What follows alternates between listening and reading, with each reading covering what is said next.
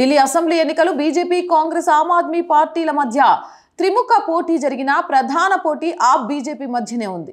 ఈ అసెంబ్లీ ఎన్నికల్లో దశాబ్ద కాలం పైన అధికారంలో ఉన్న ఆప్కు ఈసారి భంగపాటు కలిగి అధికారానికి 27 ఏండ్లు దూరంగా ఉన్న బీజేపీకి గెలిచే అవకాశాలున్నట్లు ఎగ్జిట్ పోల్స్ లో వెల్లడైందని పీపుల్స్ పోల్స్ రీసెర్చ్ సంస్థ సీనియర్ రీసెర్చర్ జి మురళీకృష్ణ తెలిపారు.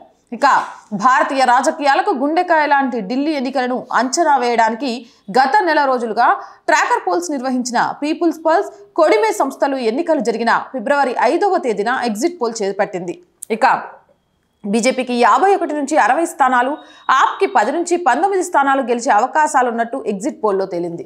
ఇక ఢిల్లీలో ఉనికి కోసం పోరాడుతున్న కాంగ్రెస్ ఒక్క సీటు కూడా వచ్చే అవకాశం లేదని వెల్లడైంది.